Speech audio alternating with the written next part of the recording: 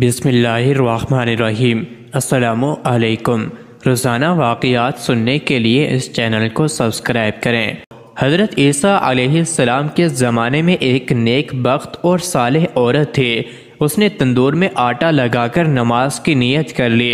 اتنے میں شیطان ایک عورت کی صورت میں اس کے پاس آ کر کہنے لگا کہ روٹی تندور میں جل کر خاک ہو گئی ہے، مگر اس نیک فطرت عورت نے بالکل التفات نہ کیا۔ پھر شیطان نے اس عورت کے بچے کو پکڑ کے تندور کی آگ میں ڈال دیا۔ اس پر بھی عورت نے التفات نہ کیا۔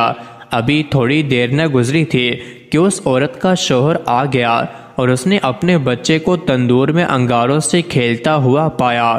خدا نے آگ کے انگاروں کو سرخ عقیق بنا دیا۔ یہ شخص گھر سے نکل کر حضرت عیسیٰ علیہ السلام کی خدمت میں پہنچا اور اس واقعے کی خبر دی۔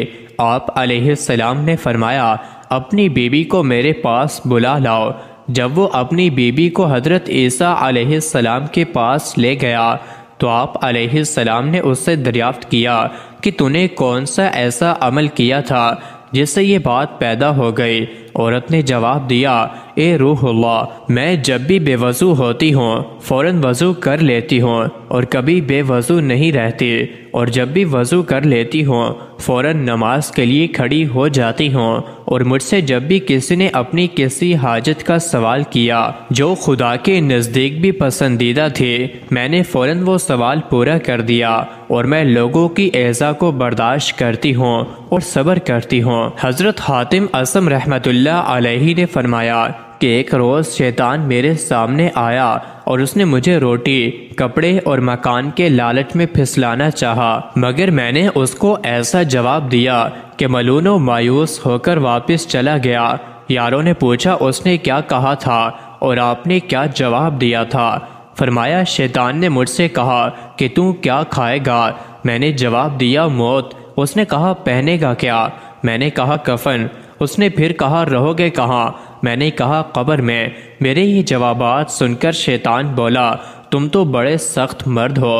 ایک بزرگ مسجد کی طرف گئے تو آپ نے مسجد کے دروازے پر شیطان کو حیران و پریشان کھڑے ہوئے دیکھا۔ انہوں نے شیطان سے پوچھا، کیا بات ہے؟ تو شیطان نے کہا، اندر دیکھیے۔ انہوں نے اندر دیکھا تو مسجد کے اندر ایک شخص نماز پڑھ رہا تھا اور ایک آدمی مسجد کے دروازے کے قریب سو رہا تھا۔